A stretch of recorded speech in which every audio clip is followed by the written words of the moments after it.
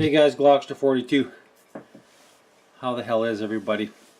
So we've been doing a lot of building kits that were half finished and have been put aside, and models that the mojo ran out, and here's one of them that the mojo ran out really quick and really hard.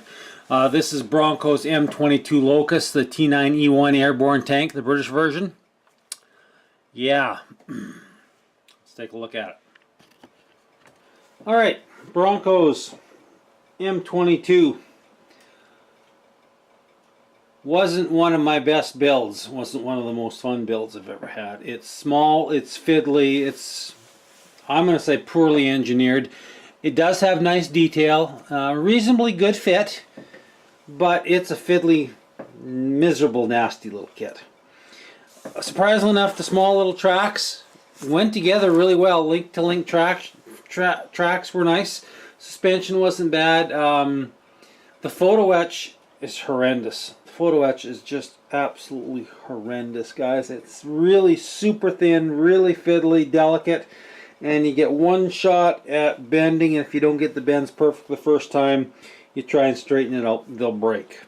So, like I said, this is supposed to have a full interior and everything like that. I just said, you know what, to hell with it. I built it as an Egyptian M22 that the Egyptian used in the, I believe it was in the 48 war against Israel.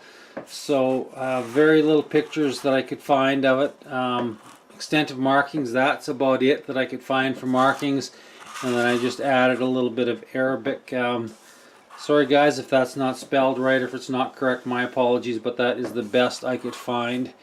It painted up and weathered nice. That painted it in a mix of Vallejo UK bronze green and NATO green, lightened up with just a couple drops of yellow, and then heavily faded and weathered with a some pin washes and some filters and lots of pastel weathering. It's going to eventually find its way in a diorama with an Israeli Sherman, but heavily weathered. Used a sponge technique on it to kind of give it a washed out, weathered look. Paint sitting in the desert, not terribly rusted, but sitting in the desert for a little while. We dusted it up with pigments and whatnot. It looks all right. It looks the part once it's been painted. Like I say, I just cannot get excited about this kit. It's just, I guess if you have to have a T22 or an M22 Locust, there you have it. It's Bronco's. I think it was only used in one operation by the British in the Second World War, and then it was promptly retired. But it looks the part, and I'm sure it's going to look a heck of a lot better once I get it in that diorama with the Sherman. But there you go, guys. Bronco's M22 Locust. Would I build this kit again? No bloody way.